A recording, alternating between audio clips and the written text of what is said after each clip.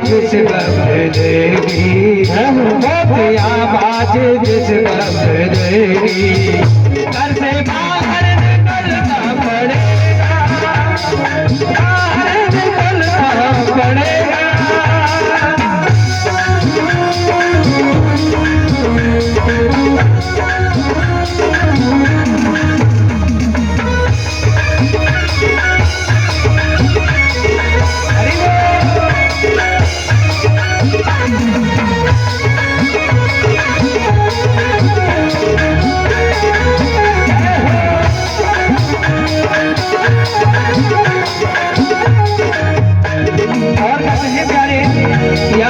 दिया है बलवर का सपना, सिवा तेरे नहीं कोई अपना। जब दिया है बलवर का सपना, सिवा तेरे नहीं कोई अपना। हमको तो कुछ नहीं चाहिए सिवाय ठाकुर जी, हमारा बनैया चाहिए। और संसारी लोग तो ये देखते हैं ये हमारा बूम बूम हमारा। या दो दिया है बलवर का सपना, सिवा तेरे नहीं कोई अपना। और प्यारे जो जवानी अगर ढल गई तो, जो जवानी अगर ढल गई तो आधे उम्र भर चलना पड़ेगा, आधे उम्र भर चलना पड़ेगा।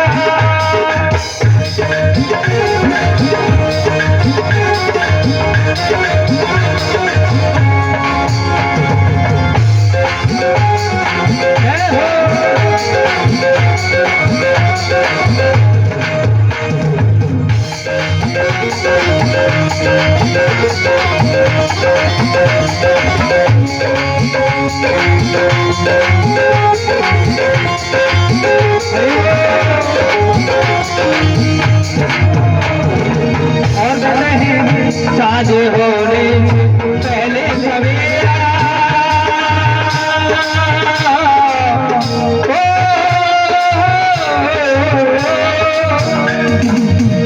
साज होने से पहले सवेरा, देखे घर अपना सुंदर सुनहरा, देखे घर अपना सुंदर सुनहरा। और प्यारे पैर फूलों पे रखने से पहले, पैर फूलों पे रखने से पहले तुझे कांटों पे चलना पड़ेगा, तुझे कांटों पे चलना पड़ेगा, तुझे कांटों पे चलना पड़ेगा, तुझे कांटों पे चलना पड़ेगा।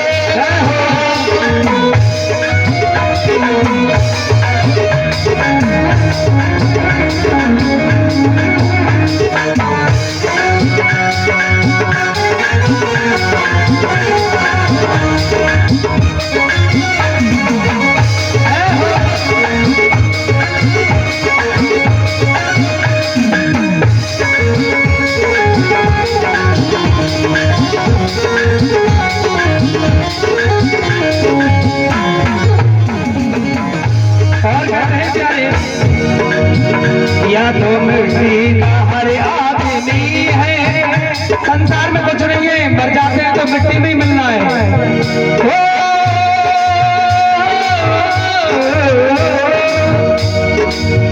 या तो मिट्टी का हर आदमी है, या से आगे भी होगा यही है, या से आगे भी होगा यही है, या से आगे भी होगा यही है। ये तो मिट्टी की तुरबात बढ़ेगी, ये तो मिट्टी की तुरबात बढ़ेगी। नहीं तो अग्नि में जलना पड़ेगा, नहीं तो अग्नि में जलना पड़ेगा, नहीं तो अग्नि में जलना पड़ेगा, तो अग्नि में जलना पड़ेगा। बुराई का घर है, बुराई का घर है, इसे एक दिन बदलना पड़ेगा, पड़ेगा, एक दिन बदलना पड़ेगा, इसे एक दिन बदलना पड़ेगा, इसे एक दिन बदलना पड़ेगा, इसे एक दिन बदलना पड़ेगा, इसे एक दिन बदलना पड़ेगा, जैसे एक दिन बदलना पड़ेगा, जैसे एक दिन बदलना पड़ेगा। मेरे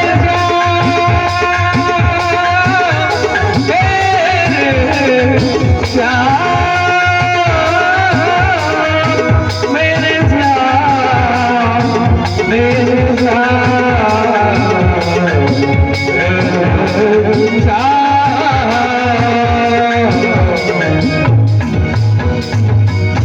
श्री राधा रानी सरकार की जय श्री श्याम। इतना सुंदर भजन सुना। जिंदगी एक किराए का घर है और फिर भी लोग समझता नहीं है। देखो बड़े ताज्जुब की बात है, समझना चाहिए, फिर भी अपने मद में रहता है कि कबीरा जब हम पैदा भई हम रोए जग हस्यो, ऐसी करनी कर चलो हम हंसे जग रोए। तो ऐसा कब होगा जब हम बढ़िया कर्म करेंगे, बात कर्म पर आगे टिक जाती है।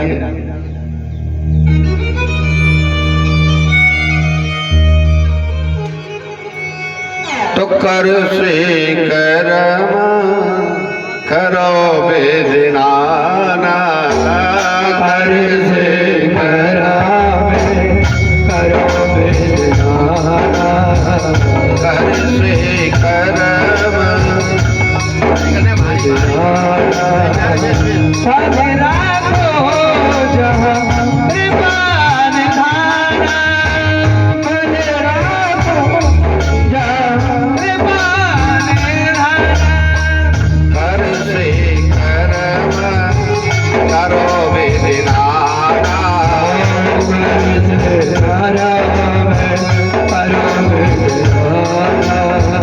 प्रेम से प्रगट होए भगवाना, प्रेम से प्रगट होए भगवान।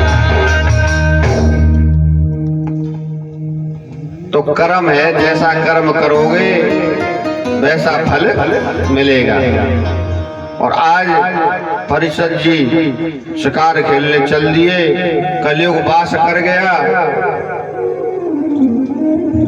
तेज धूप पड़ रही थी, राजा को प्यास लगी। अब जंगल में भटकने लगे प्यास के लिए, कहीं पानी दिखे, पानी नहीं मिला, एक कुटिया दिखाई जरूर दी।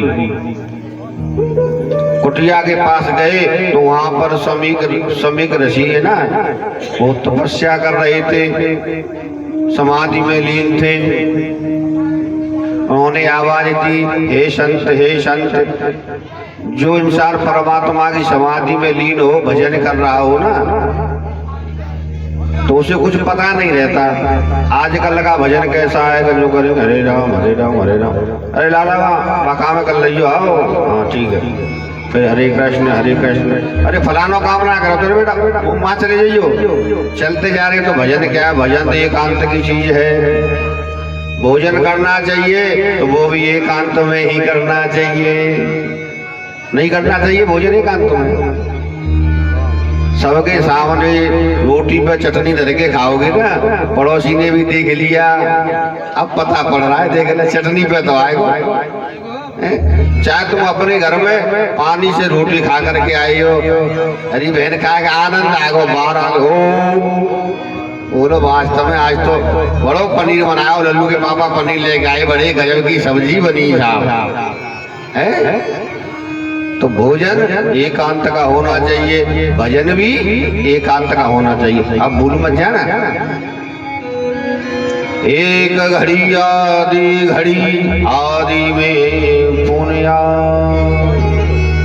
भजन करो, 1 घंटा करो, मन ना लग रहा हो तो आधा घंटा करो, और आधा घंटा भी मन नहीं लग रहा है तो 15 मिनट करो, और जब 15 मिनट भी मन नहीं लग रहा है ना तो 7.5 मिनट कर लो, और 7.5 भी मिनट नहीं तो 3.5 मिनट कर लो, पर कर तो ढंग से लो, प्रभु को दिल से याद करो। तो वो संत नई जगह समाधि नहीं टूटी, तो वहां पर एक मृतक शरीर सर्प पड़ा हुआ था, और राजा ने उस सर्प को उठा करके और सौमिक ऋषि के गले में डाल दिया। डाल करके जैसे चलने लगे तो देखने वाले ने राजा को गले में सर्प डालते हुए देख लिया। उनके जो पुत्र थे श्रृंगी ऋषि, वो स्नान कर रहे थे, उनसे जाकर के बोल दिया, अरे तुम तो यहाँ स्नान कर रहे हो, तेरे बाप के गले में राजा परीक्षित मृतक शरीर को डाल गया। श्रृंगी ऋषि ने जल लिया, अभिमंत्रित करके मंत्र पढ़ करके और राजा परीक्षित के ऊपर कह दिया कि हे राजा परीक्षित, तूने मेरे पिता का जो अपमान किया है, तुझे यही सर्प जिंदा होकर के 7वें दिन खा जाएगा।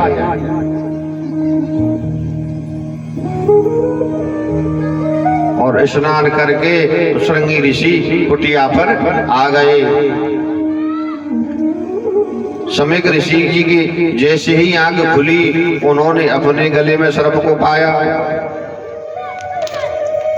बोले ओहो, राजा की बुद्धि है ना, उस मुकुट में कलियों का वास हो गया है। संत लोग है ना, ज्ञानी लोग, वो दूर से ही जानते हैं, वो चेहरा देख करके पढ़ लेते हैं कि ये क्या होने वाला है आगे। पहले फोन नहीं था, फोन था पहले नहीं था, पहले आंख बंद कर लो, जिसको देव की आराधना करनी हो, मंत्र का जाप करो, वो अपने आप से प्रकट हो जाते थे।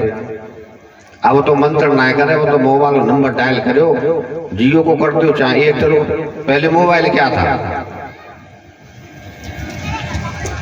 और सौमिक ऋषि जी बोले,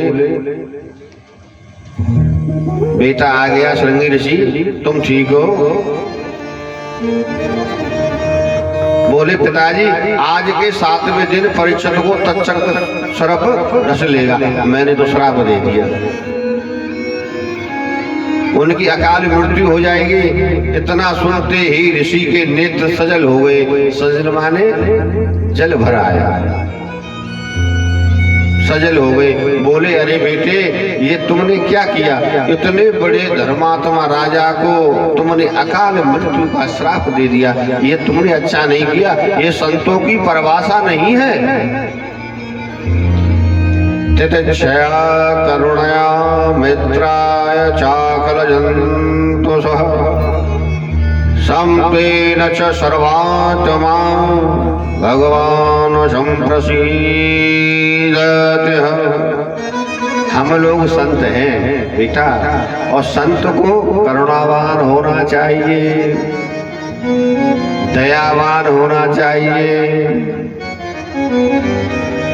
तुमने क्या किया बस, लेकिन जो बाण निकल चुका वो लौट कर नहीं आता।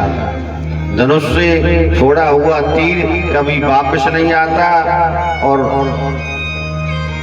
147 में टाइगर दब जाए तो गोली लौट के ना आवे बंदूक की है, ऐसी गोली है। जी भैया तो बांस की कह के उस शब्द को चुप अंदर घुस जाए। फिर अब देखो, ये शरीर की बड़ी विलंबना है। शरीर की विलंबना ये है कि आंखें कहती है कि काम तो ये करे, मार मुँह खा नहीं करे। मार कौन पड़वाता है? ये हाथ है। कोई काम करोगे, चोरी करोगे तो आतंकी तो करोगे है? चल के को गए, हाथों का साथ किसने दिया? पैरों ने। आप चोरी करने जाओगे तो हवाई जहाज से तो जाने लगे, पैर तो पहले चलेंगे। जब पैरों से आप पहुंचोगे, हाथ से उठाओगे, तो बताओ पैर चल के गए, हाथों ने चोरी की है, पीठ डंडा पीटने खाए, पीठ का क्या दोष है? जब डंडे पीटने खाए, आंखों में से जल निकला, तो आंखों का क्या दोष बताओ? तो ये तो भैया वैसे ही पिटे दोनों जने, पीठ और पीठ। कोई काम है सब काम है, हाथ करे लेके पाँव जावे और पीठ बेचारी वैसी डंडा खावे। बोलो राधे।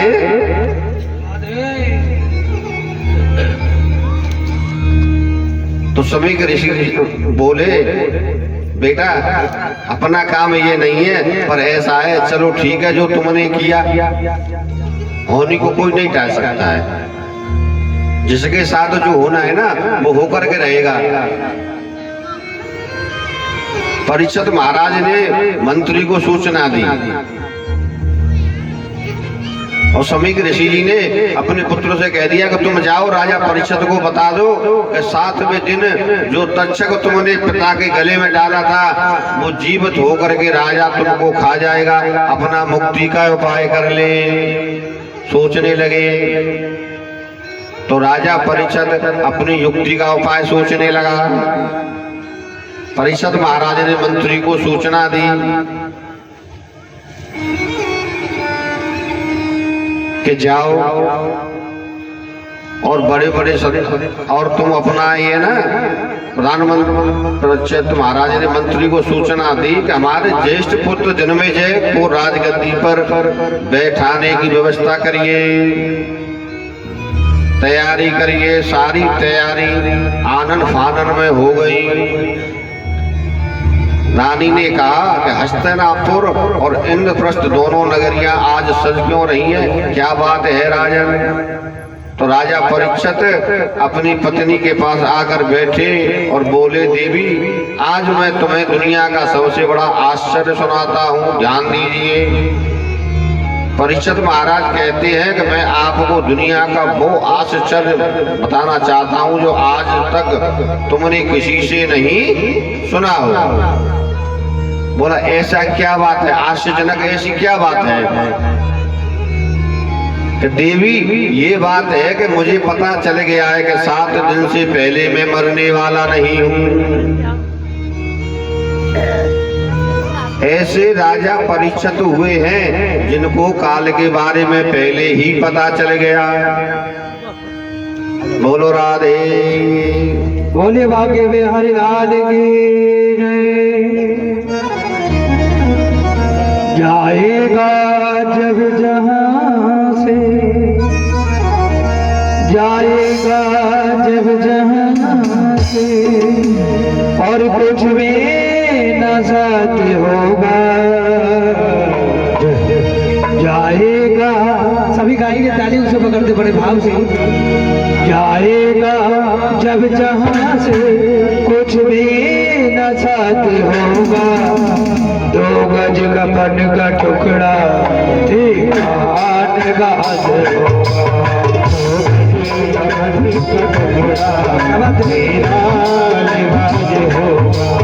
अरे 2 गज कपट का टुकड़ा तेरा लिबाज होगा। कपट का टुकड़ा तेरा लिबाज होगा। जाएगा जब जहां से, जाएगा जब जहां से, कुछ भी न साथ होगा। जाएगा जब यहाँ से, कुछ भी न साथ होगा। अरे 2 गज कपट का टुकड़ा तेरा लिबाज होगा। 2 गज कपट का टुकड़ा तेरा लिबाज होगा।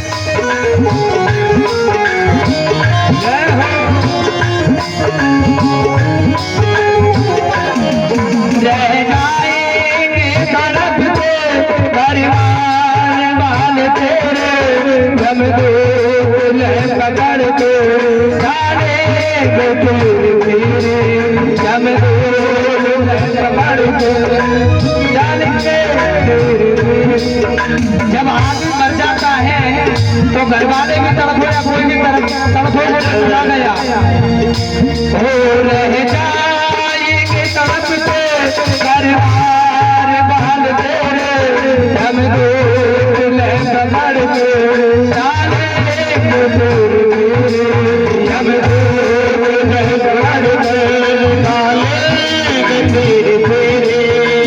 तेरे तेरी छाती पीटेंगे तेरी छाती कौन उदास होगा जगन का टुकड़ा कमली का टुकड़ा और कहते प्यारे चुन चुन के लकड़ियों से ढक देंगे तेरे मन को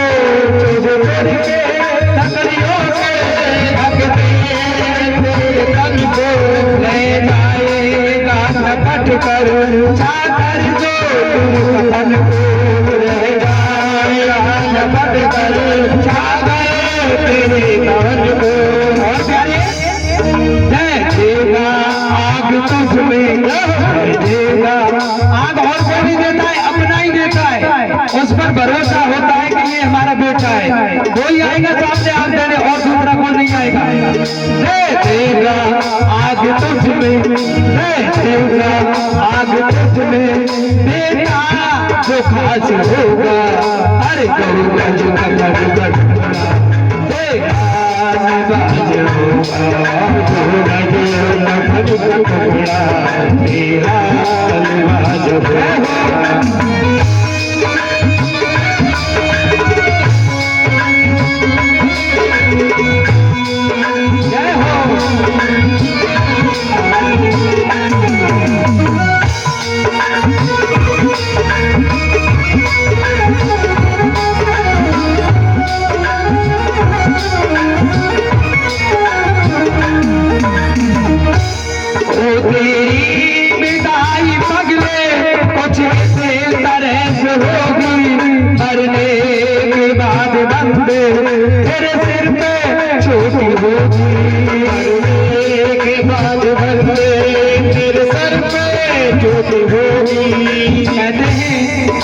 पहले हमारे बुजुर्ग लोग जो वो सिर पर चोटी जरूर रखते थे और आज के हमारे भैया ऐसे रह गए उनको शर्म लगती है छोटी और हमारे गुरुजी ने कहा था छोटी बेटी रोटी तीनों की तो इनकी रक्षा ऐसी करनी चाहिए अपना प्राण चले जाए लेकिन उनकी रक्षा जरूर होनी चाहिए बिना चोटी के कुछ नहीं है संसार में भगवान ने भी कहा था कि मैया मोरी कमाई बढ़ेगी चोटी तेरी मिठाई पगले कुछ से तरह से होगी मरने के बाद बंदे तेरे सिर पे चोटी होगी मरने के बाद बंदे तेरे सिर पे चोटी होगी मारेगा डंडा सर में मारेगा फिर भी कोई बात आ गई बेटा ही मारेगा और कोई नहीं मारेगा डंडा सर में बेटा जो खास होगा अरे होगा जो टुकड़ा बेटा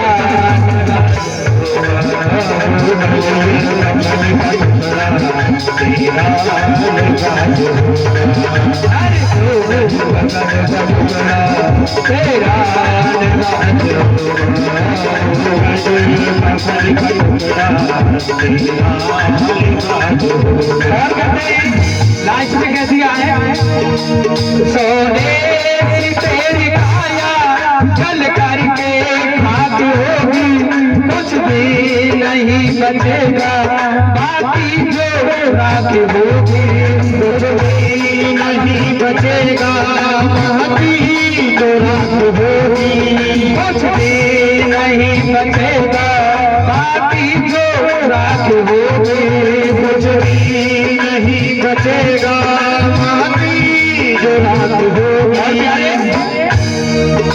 दुनिया में घर अनोखे, दुनिया में घर अनोखे, मर घट में बात होगा, मर घट कपन का टुकड़ा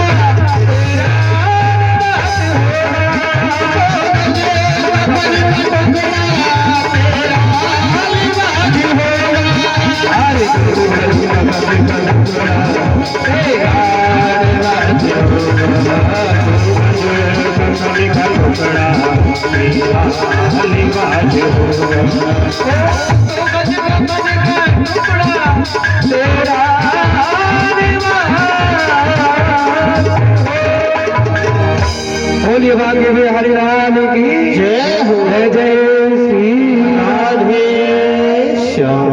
बोलो वृंदावन बिहारी लाल की जय हो। आओ परिषद जी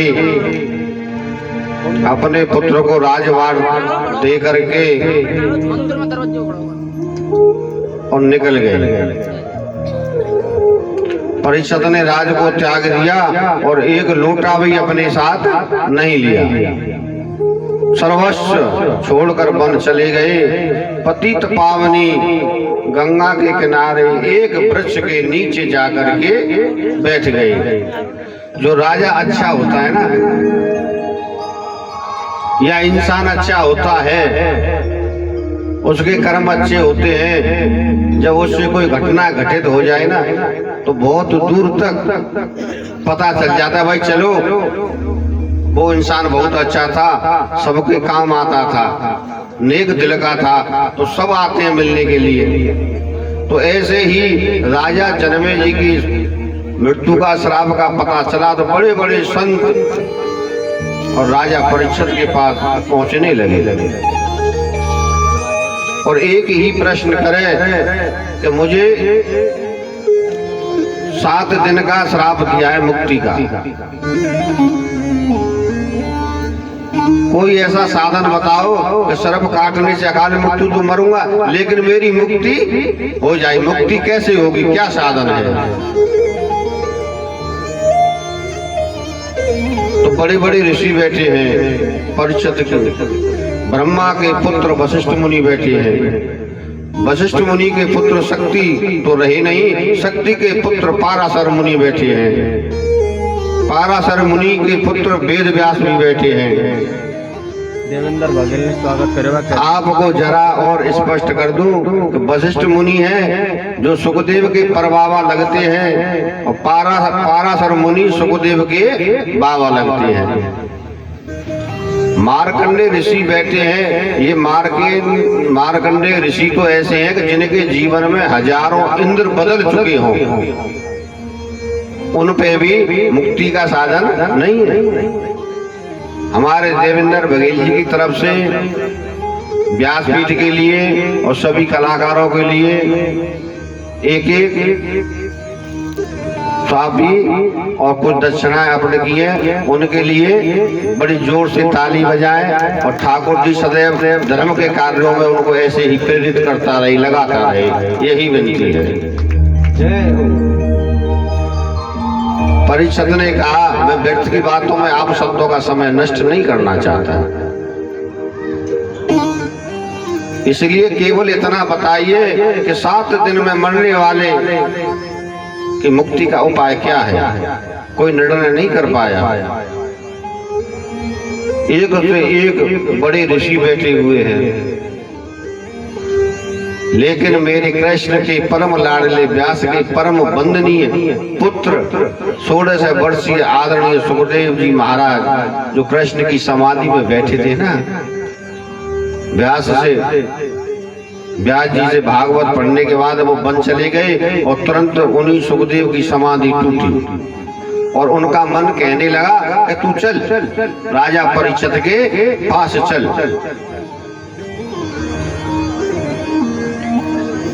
समाधि टूटी, चलो परीक्षित के पास।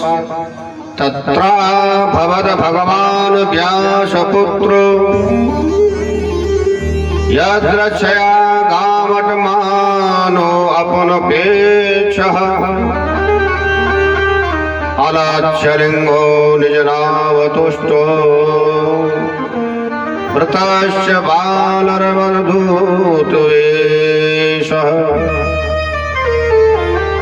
सुखदेव जी महाराज चले। 4 अंगुल की लंगोटी के अलावा जिनके शरीर पर कोई वस्त्र नहीं है,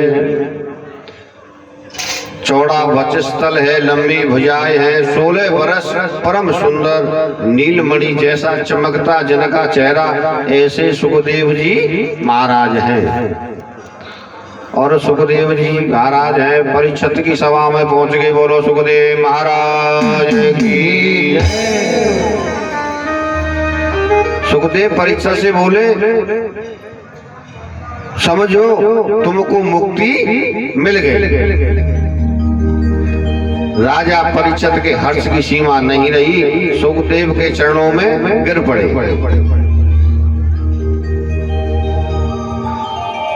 तो ऐसे तपस्वी संत, ऐसे कृष्ण का परम प्रिय लाडला संत राजा परीक्षित की सभा में स्वयं आ गया।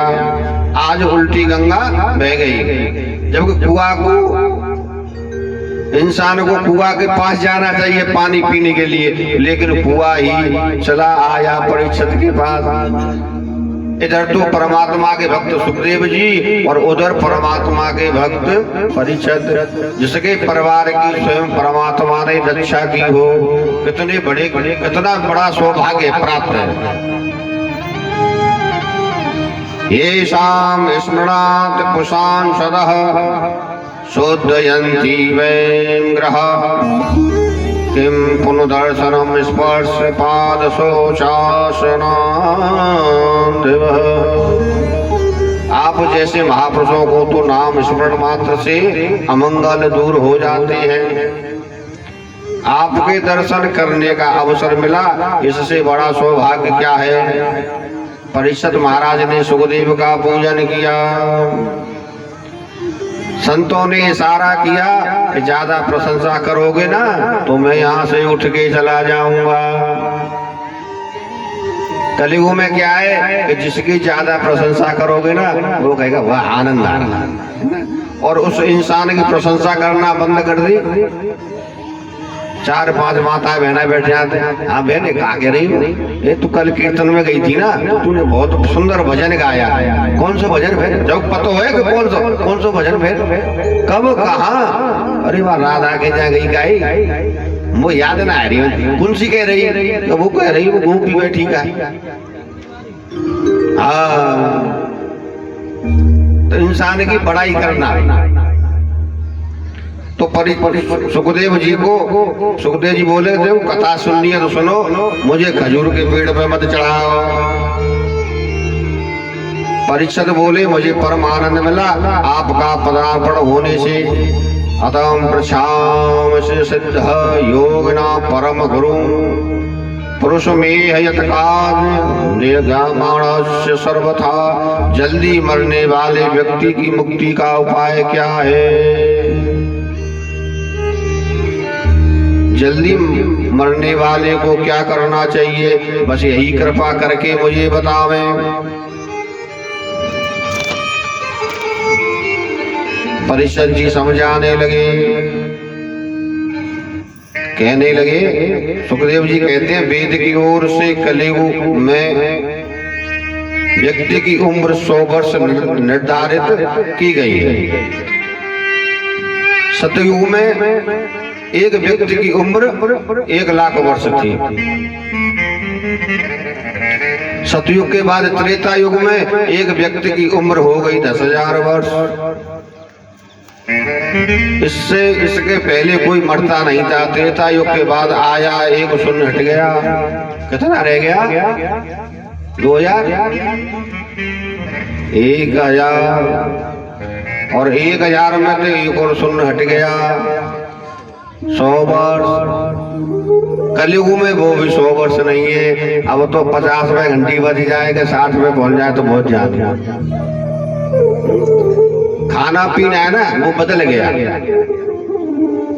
अब तो बर्गर खावे, चाउमीन खावे, यहाँ तो पट्टी तो 2 दिन आते मौज मारने, खूब रसगुल्ला छानने में चाहे। पहले क्या था? देसी खाना था। मठाओ, अध चलो मठा, जना के कन्हैया छाछ पीवे हो, कन्हैया आधे चली छाछ पीवे हो, कौन पी है सवरे भाई मालक माखन निकाल लेंगे जब पानी के हैं राय तो बना दूं तो राय तो खाओगे राय तो मामते माखन तो पहले ही निकाल लियो माम खा रहे हो माखन माखन सारो खाए हो रह गई छा चढ़ ली। तो ये पहले लोग खाते थे, पहले पाई के हाथ की रोटी चले ऐसे गुड़मुड़ी मार के और गप्पे गप्पा खाओ करते, बड़ी आनंद आमद हो। चपलने तक आए तो सब्जी की जरूरत ना है और बड़ा मिठास आता था। अब हम बनाए चूल्हे फूले में है नहीं, आग दे दो चूल्हे में, हमें आग तो खोलनी है बड़ी।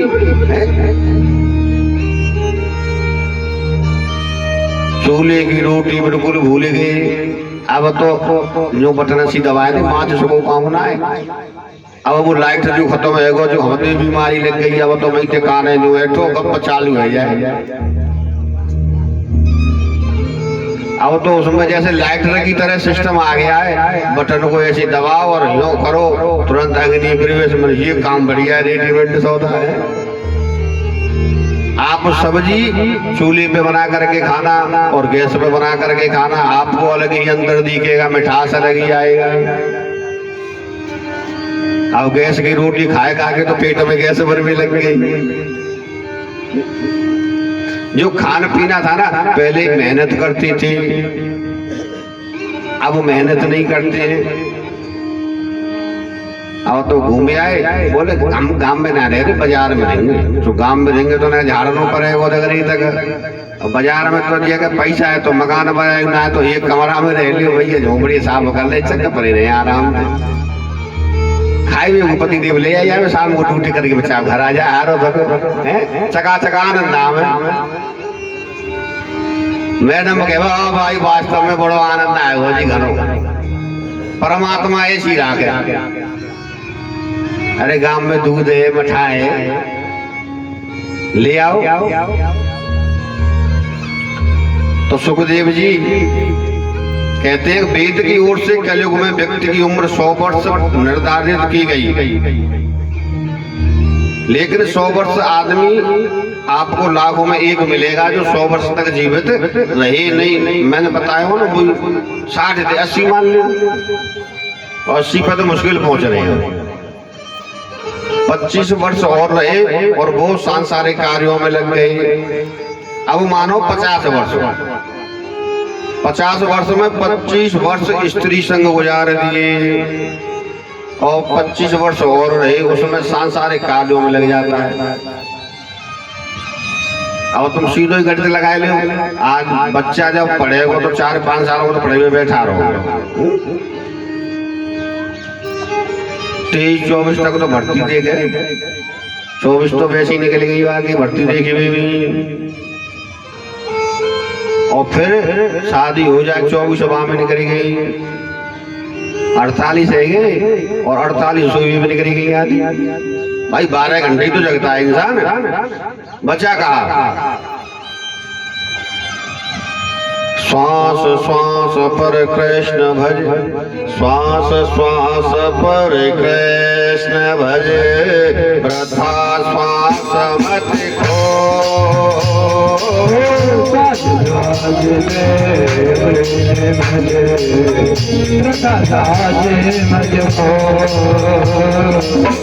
ना जाने या श्वास को आवन होए न होए कबीरा, आवन होए न हो।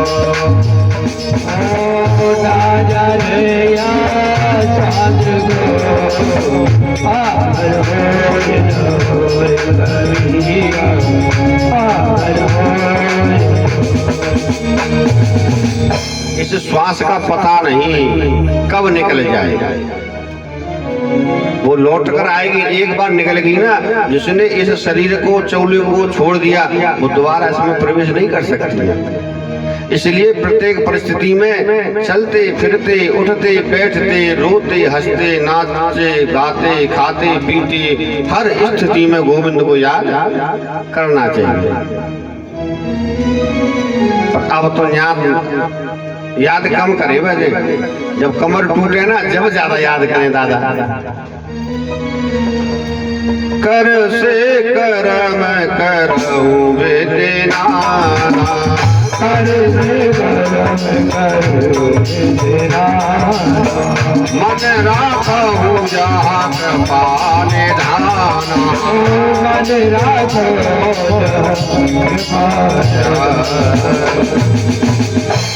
मन को गोविंद के चरणों में बांध लो। ये मन ही तो बंधन है, मुक्ति का कारण होता है। तो परीक्षित कहते हैं मन को गोविंद के चरणों में लगाऊं कैसे?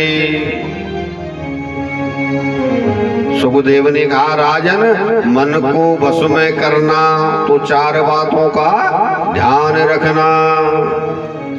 जितासनो, जित श्वासो, जित संगो, जितेन्द्रियः, स्थूले भगवतो रूपे मनः संधारयेदया। मन को जीतना तो पहले आसन को जीतो। आसन क्या है? ये पालती मार के बैठ गए, ये नहीं है कि एक टांग से खड़ी हो गई। जैसे बैठे हैं वैसे ही बैठ जाओ, एकदम सीधे रहो। बहुत सी तो माता बहनाएं का जो बैठ जाए बिल्कुल नीचे, बिल्कुल ऐसे बैठो। जितासनो, मन को जीतो, फिर आसन को जीतो। जितासन इसका मतलब कि एक ही आसन पर बहुत देर तक बैठने की आदत डालो। जित श्वास हो, प्रातः जल्दी उठना चाहिए।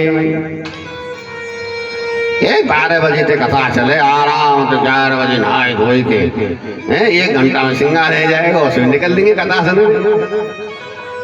अब बताइए उठे प्रातः जल्दी उठना चाहिए। ब्रह्म मुहूर्त में व्यक्ति को उठ जाना चाहिए। न्यूजा कॉलोनी में देख रहा हूँ निमंग भैंस बज रही है रोज बेचारी काम करें, जब गोबर डाल के आमे तो लेट है जाम में। व्यक्ति को उठ जाना चाहिए। 4:30 बजे के बाद सोना अपराध है। देखो स्नान होते हैं कितने प्रकार के। आपके यहाँ तो कथा होती है, 1-2 तो बात याद होंगी। कितने प्रकार के स्नान होते हैं? 3 प्रकार के। पहला स्नान होता है ऋषि स्नान, दूसरा होता है मनुष्य स्नान, और तीसरा होता है राक्षस स्नान। तो 4:30 बजे स्नान करना ये होता है ऋषि स्नान। जैसे तुम्हारे पिंटू भगत जी स्नान करें वो होता है ऋषि स्नान।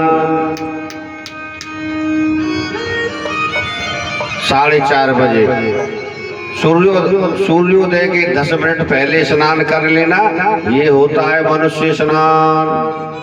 सूर्य कितने बजे निकलता है आपके यहाँ? 7 बजे। क्या 8 बजे? 7 बजे। तो बताओ कितने भैया आए, माता बहन आएगा 7 बजे सूर्य निकलने से पहले स्नान कर लेती है? हाथ खड़ा करो। देखो, अरे ना जगी वासनो, परमात्मा ने तुमको कितना अच्छा जन्म दिया है। मनुष्य में और पशु में क्या अंतर है? अंतर है क्या है कि आप भी भोजन करते हो और पशु भी भोजन करता है, नहीं करता है? आप पानी पीते हो तो पशु भी पानी पीता है। आप काम करते हो तो वो दूध देता है। भाई बराबरी करना नहीं करना है, लेकिन एक बात नहीं कर सकता, क्या? बोल नहीं सकता। काम तो सब कर रहा है, बोल नहीं सकता। रसगुल्ला डाल दे को तो टेस्ट ले ले को, नहीं वो टेस्ट ना, तुम तो रबड़ी को टेस्ट ले में है। कोई गोलगप्पे खा रही है। एक वो कल भी मारो पंडित जी ले आए, वो कहा बोले बात चावल न को तो पनीर भर लो, डोसा लंबो चौड़ो सो, हाँ चीला चीला। तो देखो जी जीव है ना, जी जीव बड़ी चट्टू है। जी जीव के तो घर ऐसा बनवाई जाए बढ़िया, और नहीं तो सब चाटे में बिना के तेन तो सभी जिंदगी चाटे हो, तेने करे हो का हमारे कार्य तो चाटो पर कब चाटो, लगा मत देंगे। स्नान करो तो सूर्य उदय होने से पहले स्नान कर लो। सुखदेव कहते हैं प्रातः जल्दी उठकर स्नान करें, स्नान करने के पश्चात प्राणायाम करना चाहिए।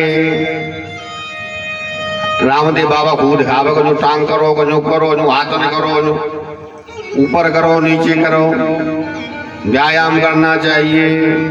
पहले तो तुम जो बताओ, अब तुम स्नान मनुष्य स्नान करोगे या ऋषि स्नान या राक्षस स्नान, कौन सा स्नान करोगे बताओ?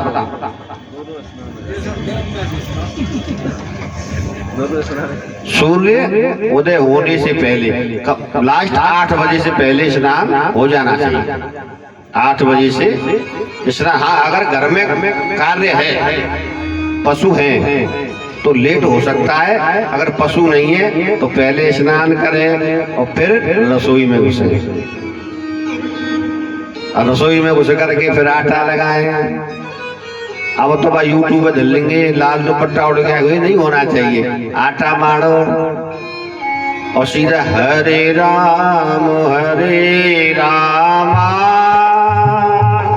राम राम हरे हरे, हरे राम राम राम हरे हरे। हाथ चल रही है, हरे कृष्ण कृष्ण कृष्ण हरे हरे, हरे राम राम राम हरे हरे। ओ हरे राम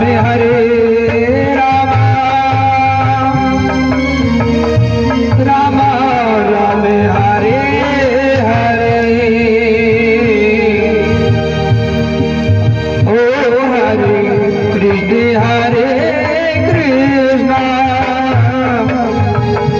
कृष्ण हरे हरे। आटा लग रहा है ना, उसके जिब्या तो है राम कृष्ण, तो आप जानते ही हो। तो भजन बनाने की तो विधि है नहीं, प्रभु का नाम है। हरे राम राम राम हरे हरे, हरे कृष्ण कृष्ण कृष्ण हरे।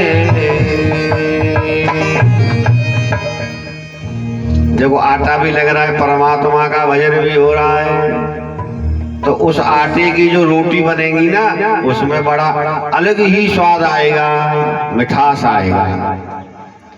और रोटी आटो लगा रही है, ये तो कहाँ के मोते कह गई है, जो कह गए ब्राह्मण हो, जो भैया गाय दे जाए नहीं और गुड़मुड़ा नहीं आटे है, तो आटे में क्या हो गया, तामस घुस गया है। और उस तामसी भोजन को तुम करोगे तो क्या होगा, आपकी जो बुद्धि है ना वो भी भ्रष्ट हो जाएगी। फिर कहेंगे परमात्मा ने हमारे संग बहुत बुरा करे हो, अपने दोष को नहीं समझता है।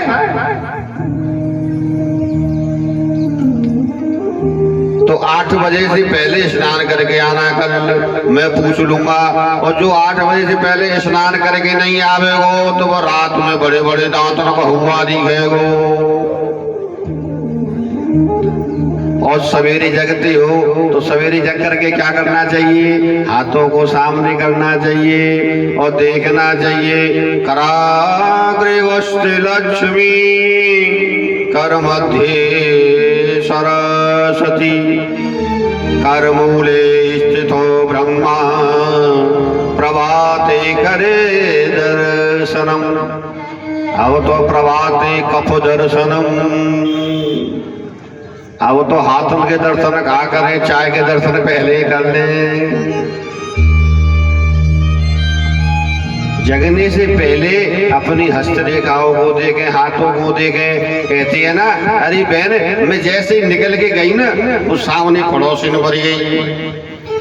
मेरो आज तो पूरो दिना बहने ऐसी जावे गो, बोलते हैं ना। तो पहले अपने हाथों को देखो, कागे वस्ते लक्ष्मी, कर मध्य सरस्वती, कर मूले स्थितो ब्रह्मा, प्रभाते कर दर्शनम। अपने हाथों के दर्शन करने चाहिए। और परिषद को सुखदेव जी कथा सुनाने लगे। श्री कृष्ण गोविंद हरे मुरारी, हे नाथ नारायण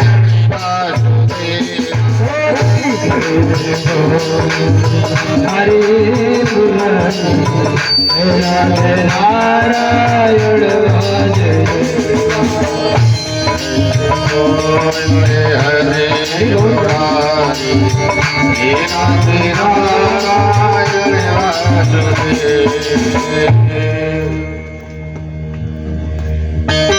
अब तो कर्दम ऋषि हैं।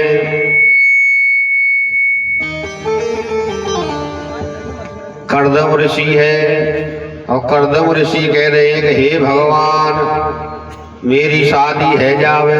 देखो ऋषि, उनके मन में भी लालसा आई। ये मन है ना, मन, ये सारे कार्यक्रम ये मन कराता है। तो कर्दम ऋषि ने ठाकुर जी की तपस्या बैठ गए, लीन हो गए। और जब तपस्या करने लगे तो चतुर्भुज रूप से नारायण प्रकट हो गए। बोलो नारायण भगवान की जय। कर्दम ऋषि ने 10,000 वर्षों तक, देखो एक नारी के चक्कर में 10,000 वर्षों तक तपस्या की। संकल्प लिया कि हमारा विवाह हो जाए, हम 10,000 वर्ष तपस्या करेंगे। प्रभु चतुर्भुज में आए, भगवान बोले बाबा अब पहले बर तो मन में तो है, भगवान तो घट घट की जानने वाला है ना। तेरे पूजन को भगवान बना मन मंदिर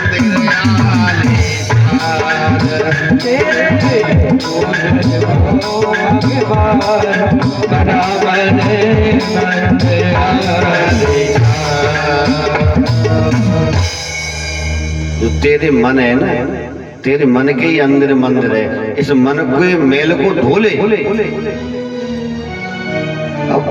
भगवान ने जैसे ही कहा कर्दम ऋषि से, बाबा आप विवाह करना चाहते हैं। अब तो कर्दम को बड़ी शर्म लगी।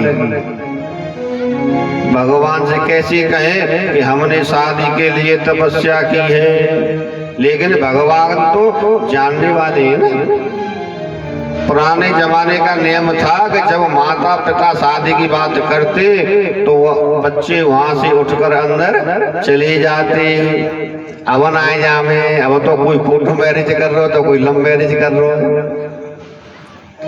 अब तो जो कहे ना जी लड़की है तो हम देख के आएंगे। अरे तुम्हें संसार बसाना है, वंश आगे चलाना, क्या देखना? दो ही तो रंग है में, एक का सांवर और भूरो। अब जो सांवरे ने छोड़ दोगे तो को करेगा भैया, भूरे की दुनिया भाजेगी। तो दो ही रंग होते हैं। अब कर्दम ऋषि बोले ना प्रभु मेरी ऐसी कोई इच्छा नहीं है।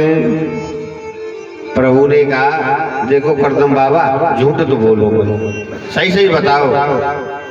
मैं जगत पिता हूँ। कौन हूँ मैं? बोलो परमात्मा हो और जगत पिता जगदीश्वर। तुम परम पिता हो, सबके पिता हो, तो तुम मेरे सामने पुत्र समान हो। और मैंने तुम्हारे अंदर की बात जान ली। भगवान ने कहा कि ठीक है करदम जी, स्वयंभू नाम के जो मनु हैं, उन मनु महाराज के 2 पुत्र और 3 पुत्री हैं। आकृति, देवहूति, प्रसूति पुत्रियों के नाम हैं। प्रियव्रत, उत्तानपाद पुत्रों के नाम हैं। उनकी बीच की पुत्री देवहूति के साथ आपका विवाह होगा। और भगवान ने जाकर के शंभु मनु के यहाँ और करदम ऋषि जी का विवाह करवाया। जब विवाह करवाया,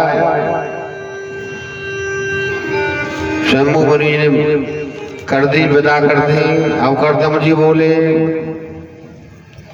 कि चलो देवी। अब देवी ने सोची कि महिला ठानी बन रही होंगी। देवी जी चली तो कोने में जो 1.5 फुट का जो आसन लगा है वो मेरी जगह है, ये कुटिया में ले जा करके खड़े हो गए। कि देखो ये 1.5 फुट की जगह है ना इस कुटिया के अंदर, इसमें मेरा ही जगह है बैठने की, सोने की, ये मेरे पास।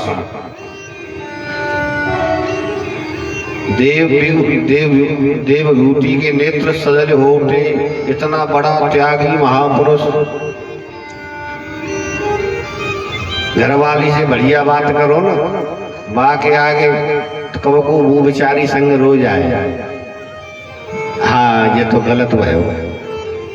विपताएं देख के चलो परमात्मा कभी ना कभी तो सुनेगा, पर कर्म करो। देवभूति के नेत्र सजल हो उठे। इतना बड़ा त्यागी महापुरुष, इतना बड़ा संत मुझे पति रूप में मिला। देवभूति ने कुटिया की खिड़की से बाहर की ओर नजर डालकर देखा तो आश्चर्य से उसकी आंखें खुली रह गईं। सामने झरना बह रहा है, उसके नीचे गाय, हिरण और शेर एक साथ पानी पी रहे हैं। करदम ऋषि की तपस्या के प्रताप से वहां के जीव जंतुओं में हिंसा की भावना नहीं है, कोई एक दूसरे को नहीं खाता। इधर बिल में सांप, मेंढक, चूहे सब एक साथ रह रहे हैं। बड़ा आश्चर्य देखने लगे। करदम ने अपनी पत्नी से कहा तुम्हें अच्छा लगे वैसे इस कुटिया को समारो, मैं थोड़ा भगवान को याद कर लूं। करदम जी जैसे ही समाधि में बैठे तो उनकी विचित्र समाधि लग गई। अब करदम ऋषि तो बैठ गए, जब 1.5 फुट जगह है तो वहां तो एक ही आदमी बैठे, बाबा को आलती पालती मार गए। अब तो बेचारी देवभूति खड़ी है। आज की नारी होए ना, चाहे भले माँ बाप ने शादी करते घर ठीक ठाक न मिलो तो भाई की चांदे फोड़ के घर आ जाएगी, फिर कहेगी मम्मी में तो आई कोई बात ना बनवाई। फिर पंचायत जुड़ेंगी जब जाके तो घर बने कर दो कि अब बेटा जा। पत्नी वही है जो पति का साथ दे। एक सधर्मणी के लक्षण देखिए। देवहूति ने सोचा कि मेरे पति समाधि में बैठ गए, इनकी सेवा करना ही मेरा पावन कर्तव्य है। मैं बैठे हुए पति को गीले वस्त्र से पोंछ देती हूँ। करदम ऋषि ने 40 वर्ष तक समाधि लगाई। अब बताओ तुम कब तक लगा लोगे? 40 वर्ष तक समाधि लगाई और 40 वर्ष तक देवभूति ने आसन ग्रहण नहीं किया, खड़ी रही, क्योंकि जगह ही नहीं थी। उसके अंदर क्या था? कहीं मेंढक है, कहीं सर्प है, कहीं बिच्छू है। 40 वर्ष तक लगाई और 40 वर्ष के बाद में जब आंखें खोली तुष्टो अहमदम तमानवमान दया शुश्रूषया परमया परया च भक्त्या। हे देवी मैं तुमसे बड़ा प्रसन्न हूँ। मेरे लिए तुमने इतने कष्ट सहे, सूख गया तुम्हारा शरीर, सूखे पत्ते खाकर तुमने मेरी सेवा 40 वर्षों तक की। अब देखो 40 वर्ष में तो इंसान पे बुढ़ापा आ जाता है। देवभूति यौवन थी, आकर के बुढ़ापा आ गया, देखने लगे। देवभूति से कहा कि तुम अपने नेत्र बंद करो। नेत्र खोल करके देखो तो देवभूति ने देखा कि एक बहुत बड़ा सुंदर सरोवर है और वो सरोवर के बीच में 9 मंजिल का महल बन के तैयार। भाई 40 वर्ष आंख वैसे थोड़ी बंद की थी। स्वार्थ लाग करे सब प्रीति और सोरे नर मुन की यही है, बिगर स्वार्थ के संसार नहीं है। अब तो देवभूति नेत्र बंद कर लिए, 9 मंजिल का घर बन गया, गले में सुंदर नौलख का हार, बड़े बड़े मोती दमक रहे हैं, सोनो ही सोनो दिखे। कर्दम जी ने प्रतिज्ञा की थी कि एक पुत्र होते ही मैं गृहस्थ जीवन को छोड़ दूंगा। ठाकुर जी से तो कहा था कि मैं शादी तो कर लूंगा प्रभु, पर मेरी एक शर्त है कि आपको मेरे घर पुत्र बन के आना पड़ेगा। एक पुत्र हो जाएगा, उसके बाद में मैं अपना घर परिवार छोड़ दूंगा, त्याग दूंगा। बोले कर्दम ऋषि जी ठीक है, तुम्हारी इच्छा है, एक पुत्र हो जाए तो चले जाना। तो कर्दम जी की प्रतिज्ञा की थी एक पुत्र के होते ही मैं गृहस्थ जीवन छोड़ दूंगा। लेकिन परमात्मा को तो कुछ और ही मंजूर था। अब एक के चक्कर में नोए गए और लाली लाली हेवे लगी। लाली को मतलब छोरी, लड़की होने लगी। एक पहली लड़की हुई, फिर कहा ठीक है अगली बार लड़का हो जाएगा, फिर भी लड़की हुई। फिर सोचा कि और अगली बार हो जाएगा, तो फिर भी लड़की हुई। कर्दम ऋषि सोचने लगे। मैंने सोचा, मैंने कहा था कि मैं एक पुत्र होते ही बन चला जाऊंगा, तो गोविंद किस चक्कर में डाल दिया मुझे। उन्हें याद करने लगे प्रभु आपने बड़ी अच्छी लीला दिखाई मुझे।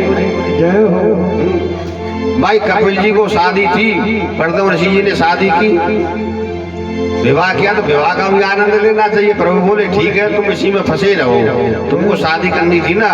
तो कर्दम ऋषि उसी में फंसे हैं। 10वीं संतान के रूप में स्वयं नारायण भगवान कपिल देव भगवान बन करके देवभूति के यहाँ प्रकट हो गए।